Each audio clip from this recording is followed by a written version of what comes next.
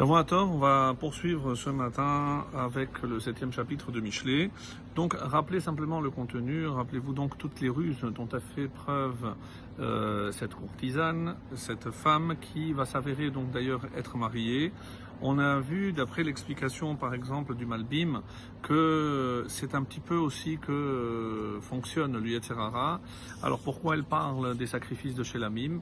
Pour attirer par la mitzvah. C'est ce qui fera dire d'abord au Gaon de Vilna que le Yetzer Hara, il s'attaque toujours en premier puisque les proies les plus désirées sont les Talmidei Chachamim, et c'est pour ça qu'on va utiliser la mitzvah de la même façon que lorsqu'on essaie toujours de faire un faux ou falsifié, eh bien on s'inspire toujours de l'original, du vrai.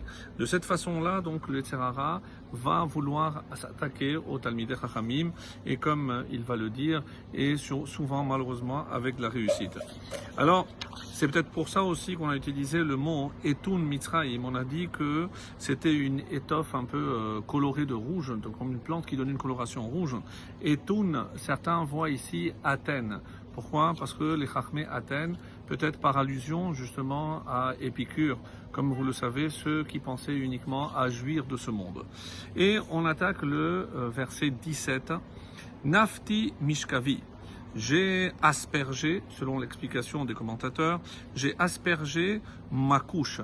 Et le Malbim dit pas le lit, c'est mon lit. Donc pour l'instant, elle n'est que dans la suggestion. Et c'est encore évidemment plus attractif, puisqu'elle parle de son lit à elle. Avec quoi je l'ai aspergé? Mor ahalim vekinamon. Avec du myrrhe, avec ahalim, certains disent qu'il s'agit ici d'aloès, et kinamon, du cinnamon. Lecha nirve dodim ad boker. Viens, enivrons-nous d'odim, de volupté, c'est la traduction qui colle le mieux, ad aboker, jusqu'au matin. Nit'al lesa ba'ohavim. Et ici, donc, c'est Nitarlesa, disent ici les commentaires, c'est par rapport donc à Sha'ashua. L'Ishtashea, c'est se réjouir, mais dans le sens de jouissons ensemble, Ba'ahavim, des plaisirs de l'amour. Donc, c'est plus qu'une suggestion, en tout cas, c'est verbal. Pourquoi? Ki en ha'ish, le verset 19, Ki en ha'ish beveto. Car, on va traduire l'homme. Mais on sait très bien, selon le récit de Bereshit, dans la Genèse, lorsque le mot de Isha apparaît le mot Ish. Donc on peut déduire ici que Ish, surtout dans la bouche d'une femme, c'est le mari. Mais comme dira Ibn Ezra, elle ne dit pas mon mari, Ha-Ish. Elle ne le considère pas comme son homme à elle, son mari, qui en ha-ish beveto, car le mari n'est pas à la maison. Le mari, elle parle évidemment du sien. Et alors, halach bederech merachok, il est parti en voyage au loin. Et en tout cas, comme le Radak dit, tu n'as rien à craindre. Sois tranquille, on pourra s'amuser toute la nuit. Il n'y a aucune surprise à avoir du fait que mon mari puisse rentrer par surprise. Donc il n'y a rien à craindre. Alors le Ibn Ezra donc dit que elle ne le considère pas, comme on a dit, comme son mari. Alors qu'est-ce qu'elle a dans la tête, cette femme? Donc pourquoi elle reste avec ce mari? Certainement parce que il lui fournit donc les plaisirs, et surtout elle peut habiter dans une belle maison.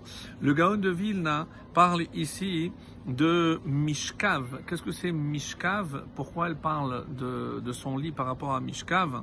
Et on dit aussi que ça représente la léthargie dans ce monde, c'est-à-dire une façon d'être passive, attendre que les choses se fassent, ce qui fera dire à d'autres commentateurs, peut-être pour ça, Etun, c'est aussi par rapport à Épicure. Donc on est là dans ce monde que pour profiter, sans rien d'autre. Et pour encore garantir donc la tranquillité, Tzeror HaKesef, comment je sais qu'il est parti pour longtemps?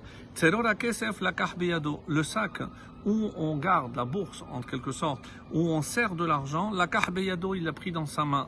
Le Yom HaKese yavo beto, et il ne reviendra à la maison que, et selon les différentes explications, Kessé, c'est soit la lune est couverte, comme Kessé Yom Hagenu dans Tehillim, soit à Kessé, donc Rashi par exemple dit que c'est Zman Kavua, donc il a un rendez-vous, il viendra à un moment précis, ou certains disent que c'est la pleine lune. Bon, ça dépend de la façon d'interpréter. Et il y a dans le texte de Sanhedrin une très belle discussion parce que qu'est-ce que ça veut dire Yen Ha'ish Bebeto? C'est une expression qui a été utilisée entre une discussion de Ammon et Moab avec Nabucodonosor, donc c'est évidemment d'actualité. Lorsqu'il essaye de le convaincre à Nabucodonosor d'aller détruire le temple, donc pour voir toute la discussion, c'est Sanhedrin 96b, et on voit toute la discussion, et c'est pour ça que il dit mais je ne veux pas terminer comme mes prédécesseurs où Dieu va se venger, et il dit non, En Ha'ish Beveto, c'est-à-dire quoi que l'homme n'est pas sa maison, on parle d'Akadosh Baruch Hu, comme Ish Milchama. Donc Dieu n'est pas là, tu n'as rien à craindre. Elle dit oui, mais il y a des gens qui vont prier pour qu'il revienne. Non. Pourquoi? Parce qu'on dit Tzeror HaKesef Lakach Beyado. Qu'est-ce qu'il a pris ici? C'est les âmes des tzadikim. Donc il n'y a personne pour prier pour qu'il revienne. Tu peux aller tranquillement détruire le temple parce que tu n'as rien à craindre. Donc on sait très bien donc la force des tzadikim. Excellente journée, Shavuot Tov.